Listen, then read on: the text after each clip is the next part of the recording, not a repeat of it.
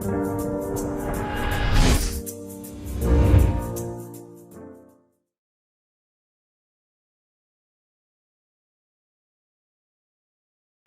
buenas tardes a todos, ¿cómo están? Bienvenidos nuevamente al ciclo de conferencias que ha organizado la Federación de Colegios y Asociaciones de Médicos Veterinarios o Tecnistas de México, con motivo de la celebración del Día del Médico Veterinario Zootecnista.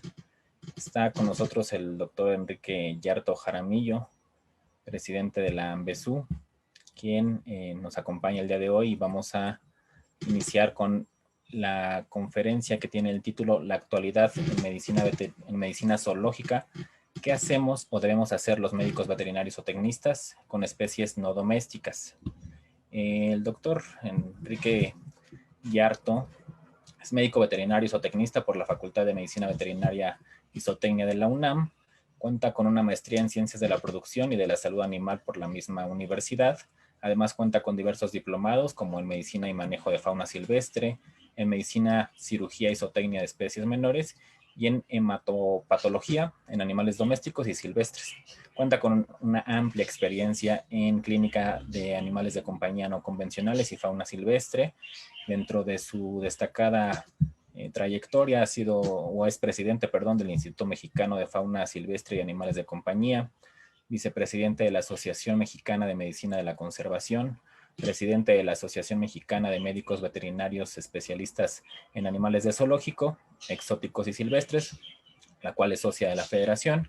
También ha participado en la clínica privada por más de 15 años con animales de zoológico, mamíferos acuáticos y animales de compañía no tradicionales, tanto en algunas empresas como el Circo Ringling Brothers, veterinario asesor del Zoológico de León, del Zoológico de Benito Juárez de Morelia, en fin, ha dado conferencias en diversos países, yo creo que en los 5 continentes participando, dando brillantes conferencias en este tema, un doctor con una trayectoria bastante reconocida. Muchas gracias por acompañarnos, Enrique. El auditorio es todo tuyo. Si nos apoyas a encender tu micrófono y a compartir la pantalla para poder iniciar con la conferencia. Muchas gracias, bienvenido. Claro que sí, muchas gracias a ustedes. Muchas gracias, Misael. Para mí es un honor estar aquí con ustedes y representando, por supuesto, a la ANBESU. Es un privilegio pertenecer, desde luego, a la Federación de Colegios y Asociaciones de Medicina Veterinaria y Zootecnia. Esto es una labor, una responsabilidad enorme, y hemos trabajado los últimos 10 años justamente en pro de el avance en la medicina de animales que no son domésticos, y es importante hacer la diferencia porque enseguida vamos a platicar. Sé que algunas personas no están del todo convencidas con el término medicina zoológica, yo sí, por eso es que lo uso en mi presentación, y la intención de platicar con ustedes, colegas veterinarios, posiblemente también algunos estudiantes, esto, lo que yo digo en esta charla, es responsabilidad absoluta mía, porque considero que sí debemos hacer reformas, debemos avanzar en el manejo y en la investigación clínica también de las especies que no son domésticas. Y justamente dentro de la medicina zoológica se engloban los animales per se en un zoológico o también en centros de rehabilitación o santuarios, y lo pongo entre comillas porque muchas veces lo que algunas personas consideran un santuario no es un santuario. Soy muy claro al hacer mis aseveraciones porque conozco muchos sitios. También atender, por supuesto, animales no convencionales, que muchos de ellos son domésticos, como los conejos, como los hurones. Son precisamente animales domésticos, pero son no convencionales para diferenciarlos de los perros y de los gatos. Y también la medicina zoológica, desde luego, está relacionada y tiene un vínculo inextricable con los animales en el medio silvestre. Hay una gran cantidad de razones por las que la labor de nosotros como médicos veterinarios con especies no domésticas en la actualidad está sujeta a una gran cantidad de dilemas y opiniones. Debates entre lo moral y lo correcto. Yo quiero recordarles a muchas de estas personas que nosotros estamos realizando la labor de medicina veterinaria. Nosotros no dictamos lo que pasaría en el futuro hace 100 años u 80 años con los animales bajo cuidado humano o en cautiverio, como se ha conocido el término hasta la actualidad. Nosotros básicamente cumplimos una función y hace mucho tiempo que nosotros estudiamos e intentamos mejorar, desde luego, todas las condiciones de bienestar animal. Para nosotros, los médicos veterinarios, el bienestar animal no es una moda. El bienestar animal ha sido una parte de la medicina veterinaria con la que hemos crecido, que hemos todos desde nuestro campo de trabajo, por supuesto, intentado, en algunos casos se ha logrado, mejorar las condiciones que estos individuos tienen, tanto en granjas como en centros de producción, como en zoológicos. Y la función que nosotros realizamos no debería ser un dilema, ni debería tampoco alimentarse de las opiniones de personas que no conocen lo que nosotros hacemos. Desafortunadamente, así es, todo el mundo tiene derecho a opinar. Creo yo que la opinión es mucho más válida cuando tenemos conocimiento de algo, de lo que estamos opinando. Y muchos de nosotros llevamos más de la mitad de nuestra vida preparándonos día con día para aplicar esos conocimientos, y que todos los pacientes, así los llamo yo, que tenemos la fortuna de manejar, que tenemos la fortuna de intervenir en su bienestar, por supuesto, sea con bases científicas y aplicando todos esos conocimientos para mejorar las condiciones en las que se encuentran. Para algunos de ustedes que nos escuchan, las presiones sociales son una herramienta posiblemente para intentar mejorar el bienestar de los animales que se encuentran bajo nuestro cuidado. Sin embargo, es importante recordar que dependemos en una gran cantidad de instituciones de los recursos económicos que se distribuyan para cuidar a esas especies. Lo mismo que dependen agencias gubernamentales, por ejemplo, para cuidar el medio ambiente allá afuera. Nosotros, y la permanencia de muchas de estas especies en condiciones de cuidado humano, no es lo que ha amenazado la supervivencia de estas especies en el medio silvestre. Todos y cada uno de nosotros, de los humanos, hemos sido responsables en mayor o menor medida de esas alteraciones terribles del medio ambiente, de la contaminación, de la destrucción de los hábitats y de las exigencias que tenemos por ser más de 7,000 millones de personas. Entonces, cuando demos un argumento o cuando queremos apoyar o aportar verdaderamente algo, intentemos hacerlo con sentido. E insisto siempre, la intervención de personas en los temas animales debe de ser de personas que tengan conocimiento. La buena intención de todos los que no tienen conocimiento podría, desde luego, apoyar y aportar recursos, aportar ese apoyo a través de los medios para que esos mismos sitios donde se tienen animales, por la razón que sea, continúen la labor y continúen creciendo y continúen actualizándose en protocolos y los médicos veterinarios y el equipamiento. Históricamente, en el tema de animales de zoológico, existen protocolos de medicina preventiva que son literalmente del siglo pasado, incluso para especies en riesgo, en peligro de extinción. Son protocolos que incluyen posiblemente desparasitaciones o vacunaciones, y esto hace mucho tiempo cambió, y no porque lo diga yo, cambió porque existe tecnología, porque existe vinculación internacional, porque existen asociaciones formadas de manera legal y apoyadas por grupos extensos de otras asociaciones, como justamente la reunión en la que nos encontramos el día de hoy, que deberíamos aprovechar justamente para conseguir que todas estas especies en el ámbito en que las encontremos siempre estén atendidas como se debe.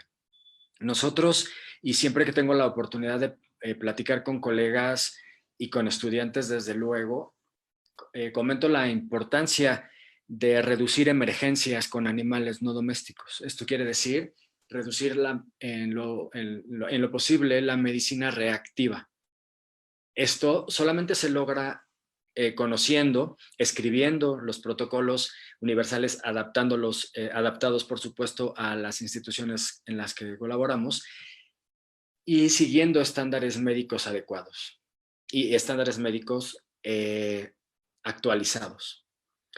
Totalmente cierto que esos estándares los tenemos que ajustar a las posibilidades de infraestructura y a las posibilidades de entrenamiento del personal que tenemos, específicamente hablando de médicos veterinarios, porque es el área de la que yo les puedo contar.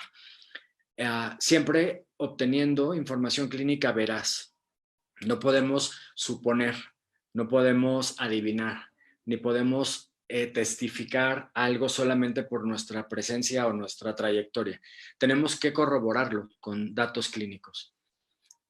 Nosotros como médicos veterinarios trabajando con especies no domésticas, desde luego necesitamos una capacitación a un nivel superior. Es un rango amplísimo de especies.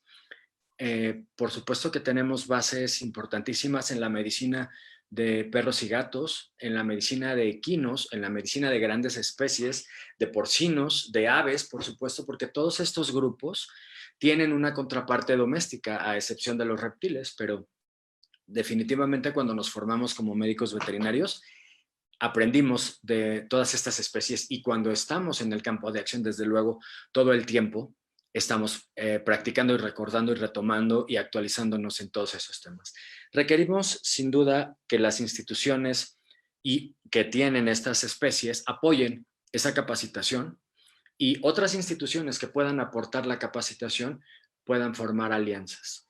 Hablamos, desde luego, de instituciones de gobierno y también, en algunos casos, de organizaciones no gubernamentales, pero organizaciones no gubernamentales que sean profesionales y que tengan la oportunidad de aportar siempre y cuando el cuerpo médico veterinario designe la forma de ese apoyo. De preferencia, por supuesto, que formen parte de un gremio y siempre he considerado que las asociaciones de médicos veterinarios tienen una función importantísima. Justamente en ese apoyo y en la capacitación o en la dispersión de la información, pero también como un apoyo importante, dependiendo desde luego el tipo de trabajo que realicemos. En un aspecto personal, pero no hablo de mí, porque siempre trabajo con muchos colegas y justamente la ANBESU es uno de esos ejemplos. Básicamente hemos logrado avanzar en muchas de las imágenes que ustedes pueden ver en la presentación o en otras en donde hayamos tenido oportunidad de confluir. Es básicamente la determinación del médico veterinario lo que puede hacer avanzar cualquier instituto, casi cualquier institución, siempre hay excepciones, pero necesitamos desde luego, después de tener la determinación de llevar a cabo un avance importante en el lugar donde estamos trabajando, el apoyo de las direcciones, los patronatos, y lo dije hace un rato también, de las instituciones gubernamentales y no gubernamentales, pero también algo importante que por lo menos en el aspecto ANBESU y en el aspecto INFAC nos ha generado importantes avances, es justo las alianzas estratégicas con la industria. Muchos de estos equipos que ustedes pueden ver en las imágenes, en estas y en otras, más adelante, no necesariamente pertenecen a esas instituciones. Hemos intentado hacer una alianza de apoyo para que justamente quien tiene esos recursos pueda destinarlos a proyectos extensos o mini proyectos, perdón, que siempre están basados en la literatura, en el apoyo con colegas especialistas y bueno, algo muy importante es el ego fuera del trabajo para permitir que todo fluya. Eso es importantísimo. Hay situaciones importantes dentro del manejo con estas especies que a través de esos protocolos universales ensayados y reproducidos frecuentemente, evita desde luego muchos accidentes, las posibles negligencias de las que no se está exento siempre que se trabaja con animales vivos, por supuesto, igual que las iatrogenias. Hay una cantidad muy extensa de información, mucho más actualmente en el mundo digital. Y algo importante también, hay muchos colegas dispuestos a apoyar. La medicina zoológica es un área tan extensa que requiere constantemente la interacción de muchos especialistas de otras áreas para poder, evidentemente, lograr incluso un diagnóstico, un tratamiento o un pronóstico. Estos enunciados yo los escribía cuando estaba también actualizando esta presentación. Si no te preparas, pues no hay posibilidades. Si no recurres a expertos, tampoco, porque no podemos ser todólogos. Si no haces alianzas, es poco factible que en la situación en la que se encuentran muchas colecciones animales en nuestro país y en Latinoamérica, podamos avanzar sin alianzas. No hay manera de saberlo todo, ni siquiera pretender hacerlo. Necesitamos ser proactivos, desde luego, y romper para siempre con las recetas infalibles. Es una metodología diagnóstica la que se requiere y para eso fuimos entrenados. Y si no fuimos entrenados, entonces hay que buscar ese entrenamiento. Algo muy importante que apoya, desde luego, el bienestar animal en cualquier especie es, si tú no puedes hacerlo, permite que alguien más lo haga. Estas son algunas de las áreas comunes de interacción que nosotros tenemos cuando queremos resolver y planeamos, desde luego, la monitorización y la valoración médica de un gran rango de especies que se encuentran en diferentes sitios. La metodología diagnóstica más avanzada, las especializaciones o subespecializaciones, por ejemplo, la odontología veterinaria, la endoscopia, la dermatología y la cirugía, además de la imagenología avanzada, son algunas de estas áreas de interacción constante que es difícil para un médico general o generalista dominar todas estas especialidades. Por eso es que hablamos de una interacción clara. Existen muchos recursos diagnósticos, es cierto, que no se tienen en muchas instituciones y es un poco irónico porque se cuidan algunas de las especies más importantes del planeta, se intenta hacer investigación. Estamos en una crisis mundial en todos los sentidos y en la actualidad ahora sí entendemos a qué nos referimos. Ahora sí entendemos lo que significa alteraciones en el medio ambiente y posiblemente en el pasado inmediato no lo consideramos, pero muchas de estas compañías están dispuestas, se lo digo porque lo hemos intentado y lo hemos logrado, a generar este apoyo para estas instituciones. Existen una gran cantidad de recursos diagnósticos que los médicos con especies domésticas, perros, gatos y ganado, utilizan todo el tiempo en sus respectivos campos de trabajo. Nosotros, en medicina de animales de zoológico, tenemos que validar primeramente todos esos recursos. No es lo mismo la leucemia viral felina en un gato doméstico que en alguna otra de las 37 especies de felinos que existen en el mundo. Entonces, siempre tenemos que mirar hacia adelante, hacia, desde luego, obtener los recursos para poder hacer esas validaciones, para poder generar un cuerpo de información que nos permita particularizar entre un leopardo y un jaguar, que aunque se parecen, desde luego para mucha gente, son totalmente distintos, pero bueno, son gatos moteados o con manchas, así es como la gente, en el público general los identifica. Para las cuestiones médicas hay grandes diferencias, hay enormes situaciones de cuidados de medicina preventiva, y entonces los médicos veterinarios evidentemente tenemos que estar a la vanguardia de todo, con todos estos recursos diagnósticos, e ir empujando para que estos recursos diagnósticos estén disponibles y, por supuesto, validados por nosotros mismos. Tiene un enorme sentido que los individuos que se encuentran, los animales que se encuentran por la razón que sea bajo cuidado humano, puedan ser monitoreados, que estas pruebas se utilicen con su sangre, con suero, con saliva, dependiendo lo que estemos buscando, para que evidentemente los animales que están todavía en el medio silvestre y los mismos que tenemos bajo cuidado humano se puedan beneficiar con estas investigaciones. Muchas veces se critica de una forma irresponsable la poca productividad de centros de acopio de zoológicos. No es un sitio en donde automáticamente se pueda producir información. Para producir esa información se necesitan una gran cantidad de recursos, y mientras más en contra estamos de la existencia de lugares como estos, más en contra estamos pues, potencialmente de la conservación de varias especies. No es un programa de conservación dentro del zoológico necesariamente lo que hace la diferencia.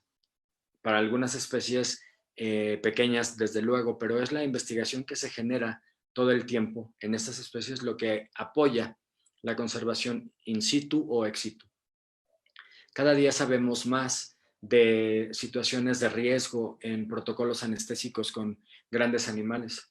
En la actualidad hay investigaciones específicas en África, en varios países de África, y desde luego en Latinoamérica con los grandes depredadores, acerca de la posibilidad de ingestión de ganado o de animales silvestres que están infectados por tuberculosis. Las anestesias de estas especies son siempre un riesgo para el staff, un riesgo propio para los individuos que estamos manejando. Sabiendo más y permitiendo y por supuesto actualizándonos acerca de todos los riesgos, porque existen muchos. No es solamente tomar un rifle o una pistola o una inyección manual para poder llevar a cabo un protocolo anestésico. Esto no es realmente hacer anestesia en fauna silvestre. Poco a poco se ha ido incorporando, y me refiero posiblemente a los últimos 15 años, en una gran cantidad de recursos para poder monitorizar las anestesias, poder reportar evidentemente cuáles son esos hallazgos o cuáles son esos valores alterados en la monitorización de los grandes felinos, que evidentemente sirven a los colegas que trabajan en nuestra asociación, por ejemplo, o los que vienen a los eventos de actualización de las diferentes asociaciones. Y esto es justamente una de esas enormes ventajas de pertenecer a un gremio organizado. Históricamente, hace ya, pero hace una década tal vez que se está publicando, y por eso puse esta referencia, la cantidad importante, por ejemplo, de piómetras que existen en los grandes felinos bajo cuidado humano. Cuando una de estas especies o uno de estos individuos, específicamente hembras, no se consideran importantes para el pool genético de esta especie, una de las mejores opciones y decisiones podría ser la ovariosterectomía electiva, exactamente como ocurre en perros y gatos y en otras especies más pequeñas. Lo mismo puede ocurrir en grandes felinos que sabemos que no tienen y que no existe una razón para que sigan reproduciéndose, y utilizándose de una forma, desde la perspectiva de un médico veterinario, equivocada. Es importante considerar que estas especies tienen incluso problemas de distocia, los cuales podríamos evitar si hiciéramos un plan de manejo adecuado, en el que, por supuesto, los individuos que no son aptos o que no son viables o que no son importantes genéticamente hablando, no estamos hablando de ninguna manera de que no son importantes como individuos vivos, estamos hablando en este momento del tema genético. Si no son importantes para reproducción, entonces pueden esterilizarse, y eso garantizaría una calidad de vida distinta y evitaría todos estos problemas que ustedes ven, que yo sé que es un poco drástico para algunos, pero es una realidad. Por eso el avance en técnicas de ovariohisterectomías electivas ocurre perfectamente en los grandes felinos, y si lo lleva a cabo un cirujano especializado, hay un porcentaje extraordinariamente bajo de complicaciones. Esa es una de las razones por las que uno de los enunciados que ustedes vieron en una de las diapositivas decía: si no puedes, permite que alguien más lo haga. Esto siempre es factible, siempre hay alguien que puede apoyar. La medicina preventiva actual, desde la perspectiva de saber todo lo que puede ocurrir si no se lleva a cabo, ¿por qué esperar si sabemos que no son animales diferentes a los que están en otros zoológicos en el mundo? Se va a complicar potencialmente igual. Entonces, esto para mí es estar actualizados, movernos al ritmo que el mundo se mueve, porque ya no estamos desprovistos de información. Vamos a actuar de la forma adecuada, y justamente cuando hablamos de diseminar esta información, es las experiencias que hemos tenido instaurando proyectos de investigación o de capacitación de médicos veterinarios, nos han llevado a tener experiencias interesantes en varios países de Latinoamérica, desde luego también con apoyo de muchos colegas de Estados Unidos y de Europa, pero hemos intentado, por supuesto, generar que este conocimiento y que estas alianzas beneficien. Una de las que me gustaría comentarles, y porque la considero de enorme importancia, por la relación filogenética que tenemos con los grandes simios, por las situaciones terribles de conservación que se viven en vida libre, que no tienen nada que ver porque un zoológico tenga orangutanes o chimpancés. Y esto solamente quien tenga un criterio amplio lo podrá entender y lo podrá investigar. Volviendo al tema, hace una década, un poco menos, nos unimos a un proyecto importante, muy importante, internacional, que se llama el Proyecto Cardiovascular de los Grandes Simios. Hay una gran cantidad de publicaciones que relatan la mortalidad y morbilidad que existe por un problema muy específico en los grandes simios, que es la fibrosis del miocardio. Esto es algo inherente específicamente a las 4 especies de grandes simios: gorilas, orangutanes, chimpancés y chimpancés pigmeos, que no ocurre en otras especies, inclusive en los humanos, y es una causa de mortalidad común. Ya sabemos que eso puede ocurrir, ya está publicado hace mucho tiempo. Es importante entonces incluirnos en estos proyectos mundiales, y así lo hicimos con 3 colecciones zoológicas mexicanas con las que trabajamos para que sus grandes simios fueran evaluados de una manera distinta, vamos a manejarlo de esta forma, de una manera distinta a la que tradicionalmente se habían evaluado. Necesitábamos una base de datos de una lectura específica con equipos especializados, tanto humanos como equipos físicos, para hacer una valoración cardíaca extensa y por personas, colegas veterinarios, desde luego, entrenados específicamente en cardiología de grandes simios. Desde luego que si alguien es un experto en ecografía en perros y gatos, es más fácil que se entrene en este tema. Sin embargo, necesitábamos tener el personal que entrenara a los demás colegas, porque habían sido entrenados particularmente con cientos de casos específicos de grandes simios. Y entonces se hizo la valoración en 2 años distintos, 2011 y después en 2013, en estas dos instituciones, y se aprovechó para realizar un programa lo más extenso posible en medicina preventiva, como debería ser en la actualidad para todas las especies bajo cuidado humano. Conjuntamos un equipo muy interesante de colegas nacionales y extranjeros y valoramos todo lo que fue posible en estas especies que no habían sido valoradas de esa forma nunca antes.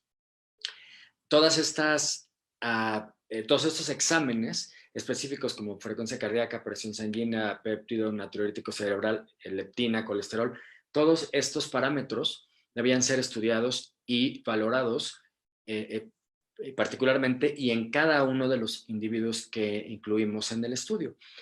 Esto, por supuesto, era completamente distinto a solamente anestesiarlos y tomar una muestra de sangre para hematología y biometría hemática estándar. Nosotros hicimos una investigación que en conjunto con el Great Ape Heart Project incluía, por supuesto, a indagar información clínica básica sobre enfermedades renales que son muy comunes en estos individuos también en vida libre, pero particularmente en situaciones bajo cuidado humano. Y resulta que esto no es solamente para beneficiar a los animales que están en cuidado humano. Todas estas técnicas, todos estos valores y todas estas validaciones directamente impactan de forma positiva los programas de conservación en vida silvestre que existen en África para chimpancés y gorilas o en el sudeste asiático para los orangutanes. Entonces, es una retroalimentación de vida libre hacia cuidado humano y viceversa, en donde llegamos a conocer mucho más de estas especies a través, por supuesto, de un cuidado médico integral. Y esto beneficia enormemente, no tengo que decirlo, pero lo repetimos, enormemente a cada individuo que se encuentra en un estado de salud completo. Esa es parte importante, básica y fundamental del bienestar animal, haciendo valoraciones veterinarias complementarias como esto que hicimos, que fue una revisión dental extensa con equipos especializados de odontólogos humanos y veterinarios para mejorar desde luego las situaciones dentales. Las enfermedades oculares tienen varias, siendo nuestros parientes más cercanos, muchos problemas similares a los que tienen los humanos y simplemente desde luego es la importancia de realizar un estudio como estos, pero la empatía enorme que generan estos individuos hacia los grupos de veterinarios, por supuesto, garantizan siempre una valoración de lo más extensa. Existen todavía interrogantes para varias especies acerca de los valores normales y los valores alterados o disminuidos de varios parámetros clínicos importantes como es, perdón, se cambió, enfermedades endocrinas como es justamente la diabetes mellitus, el hipotiroidismo, enfermedades reproductivas, desde luego que si tenemos programas mundiales de conservación, teníamos que intentar determinar si alguno de estos individuos todavía tiene posibilidades para reproducción o tal vez para criopreservación y que ese semen, por ejemplo, pudiera ser utilizado en el futuro para otros individuos, inclusive a nivel nacional o extranjero.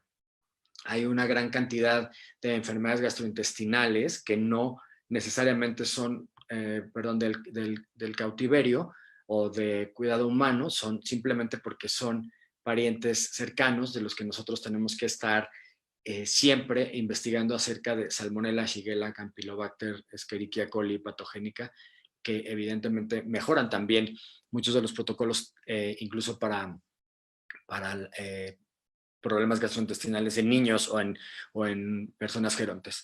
Enfermedades del tracto respiratorio tienen algunas muy específicas y otras que se están investigando, igual que las pruebas complementarias para tuberculosis. Este es uno de los temas importantes para nosotros, saber la tuberculosis no se detecta en una gran cantidad de especies bajo cuidado humano como se detecta en el ganado. Cada especie tiene o requiere pruebas distintas y entonces todo este tipo de validaciones con tuberculina vieja de Koch y si la intradérmica se correlaciona con el PCR o si el PCR no está todavía validado para este tipo de especies y tenemos que usar y desarrollar algunas pruebas de ELISA rápidas. Todo esto continúa en muchos sitios del mundo en investigación y lo digo también en vida silvestre lo mismo. Vacunaciones y la decisión de establecer un programa de medicina preventiva que sea acorde a la zona en la que se encuentran estos santuarios zoológicos o como lo quieran llamar, a donde se encuentran estos individuos en diversas partes del mundo. Requiere también una investigación de aspectos locales, requiere una investigación en la que los médicos veterinarios debemos estar inmersos, por ejemplo, el establecimiento de programas sanitarios para el personal que trabaja con estos individuos, que como dije al principio, todo es justamente a través de estándares. ¿Qué va a pasar o qué pasa con el COVID en estas especies? Todavía no lo sabemos.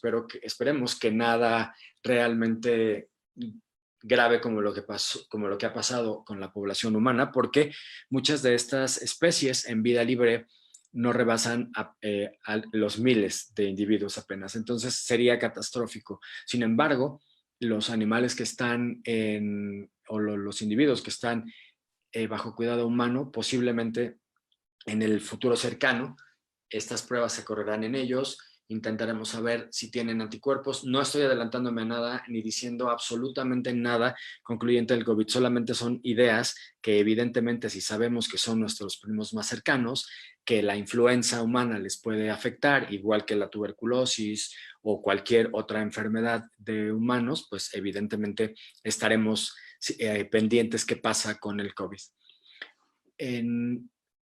Con respecto a especies específicamente latinoamericanas, falta una gran cantidad de información que beneficiaría a cualquier sector de animales en cuidado humano y, por supuesto, animales en vida libre acerca de las especificaciones de radiología, de ecografía, que todavía no se conocen. Es tal la cantidad de especies con las que lidiamos que es importante ir segmentando desde luego e ir reproduciendo algunos modelos de algunas investigaciones para otras especies que han sido pues más carismáticas o a las que se les ha dado una importancia distinta en el pasado. Nos corresponde desde luego a nosotros intentar hacerlo en Latinoamérica. Estamos con un proyecto en Colombia, entre Colombia y México, y este otro de delfines nariz de botella, que el manejo de estos individuos por encontrarse en diferentes situaciones en cuidado humano,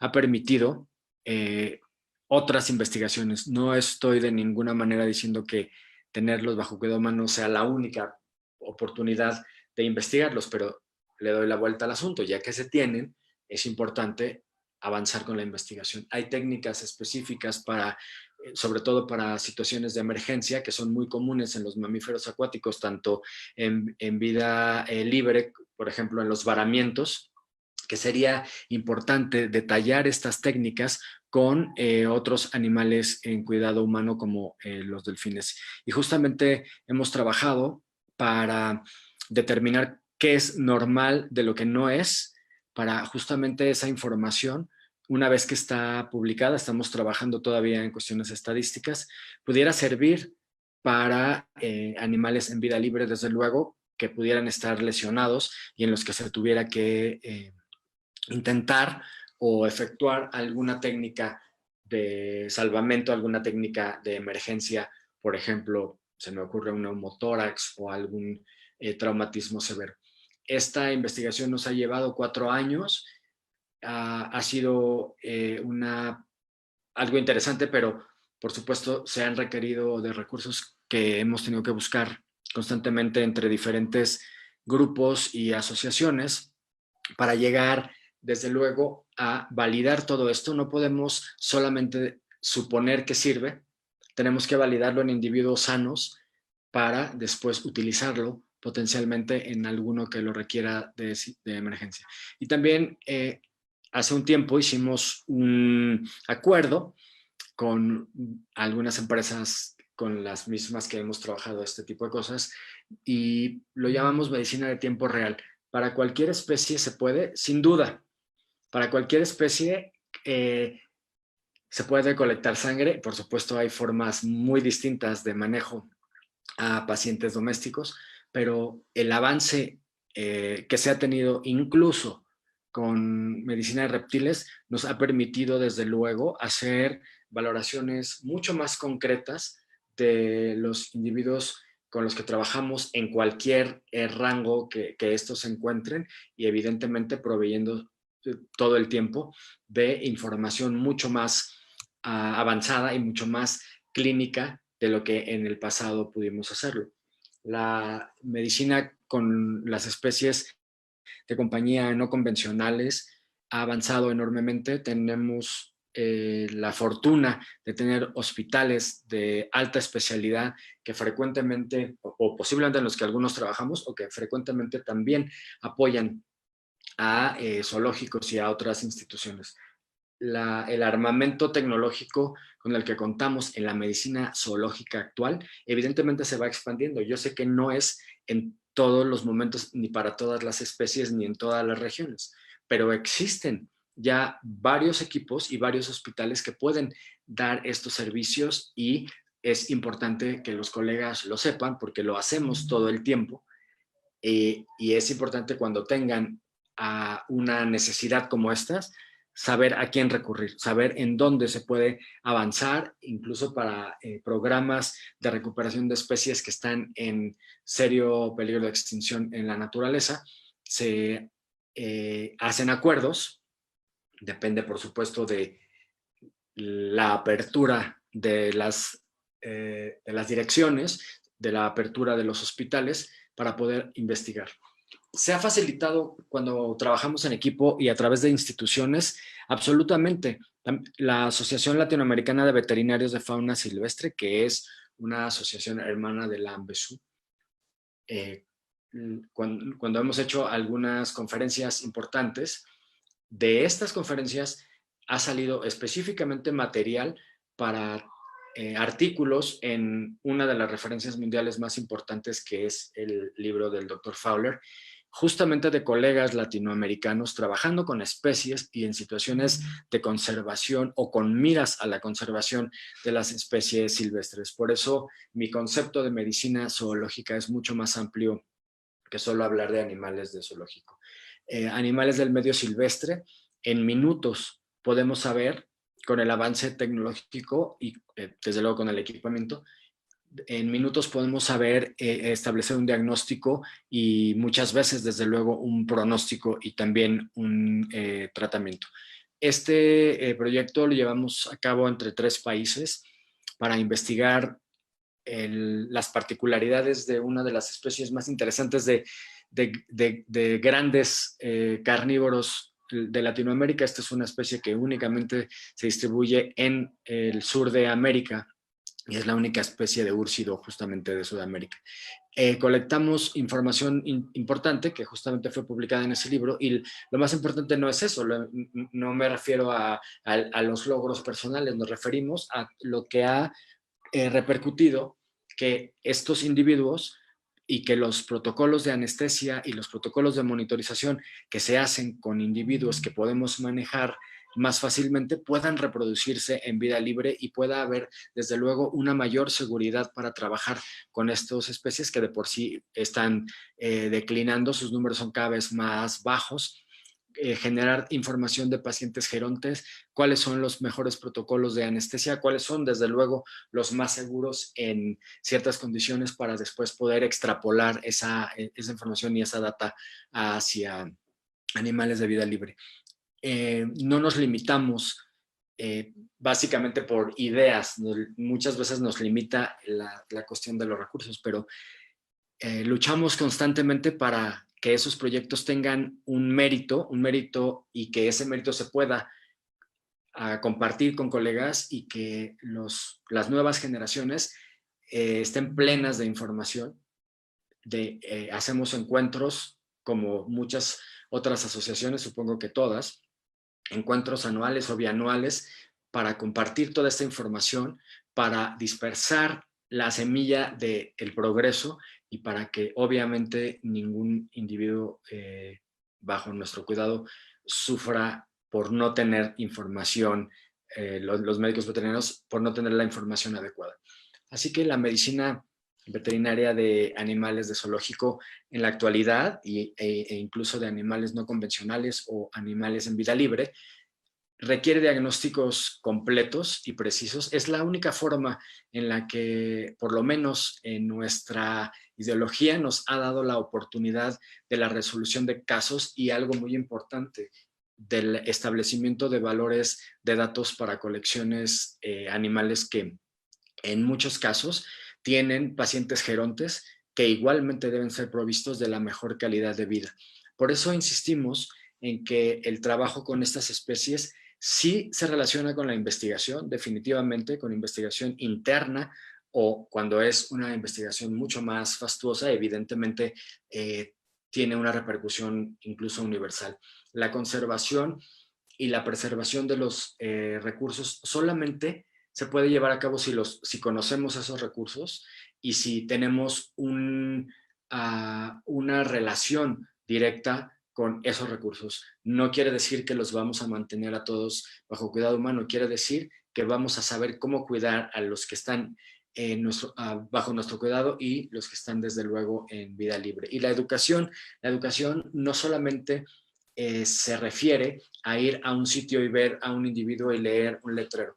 La educación a través de los médicos veterinarios, por supuesto, todos los días cuando tenemos relación con los propietarios, cuando hablamos de zoonosis, cuando hablamos de cuidados médicos, cuando hablamos de la responsabilidad, cuando hablamos de no dejar, no abandonar un animal, eso genera sin duda educación y lo hemos visto en las últimas 2 décadas que por lo menos personalmente tengo como médico veterinario. Hay un papel muy importante de los médicos veterinarios zootecnistas en estas especies no domésticas.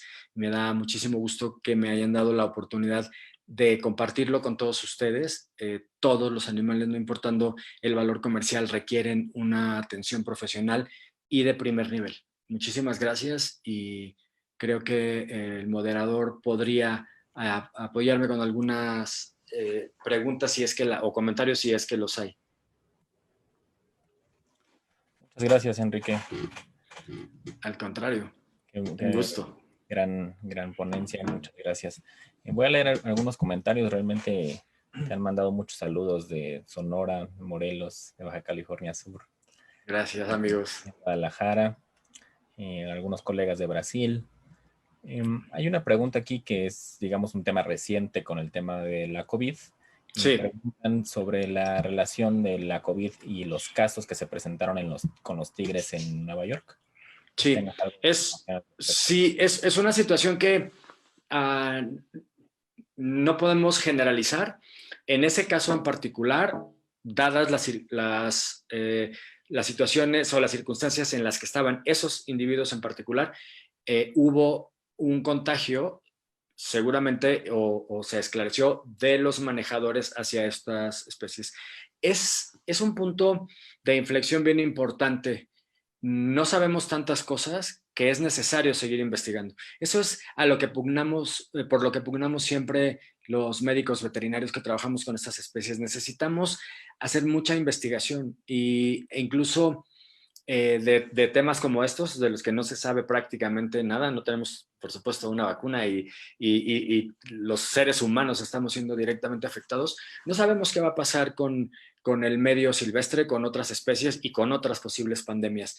El caso particular es que ellos inmediatamente lo contuvieron, aparte de los recursos, el conocimiento y la preparación de inmediatamente segmentar, por supuesto, y solamente permitir el acceso a personas que fueran seronegativas al contacto con los grandes felinos. No podemos generalizar, como digo, no sabemos si afecta potencialmente a todas las especies o si en cualquier situación de una persona COVID positiva afectaría a grandes felinos. Básicamente la interpretación de ese tipo de situaciones debe de ser con mucha cautela y siempre decimos, en esas situaciones, en ese momento, con esos manejadores afectó a esos animales. No podemos todavía saber nada acerca de este tema en otras instituciones. Sin embargo, sirve muchísimo para marcar directrices y entonces tener muchos más cuidados, muchas más precauciones y ser justamente establecer esas directrices mundiales de manejo. No estamos descubriendo el hilo negro. En el caso del COVID posiblemente estamos descubriendo cosas nuevas, pero en el tema de contener un posible brote de lo que sea, somos médicos veterinarios y sabemos hacerlo. Así que esas son las guías y las directrices que deberíamos de seguir para este y muchos problemas clínicos. Muchas gracias, sin duda, y reiterar a la audiencia que los animales no transmiten la enfermedad.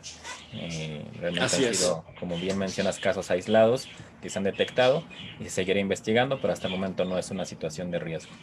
Gracias. Voy a leer otra pregunta de José María Vizcarra. Él comenta que se dedica a dermatología canina y felina y pregunta si los conocimientos que tiene pueden apoyarlo para atender a especies silvestres.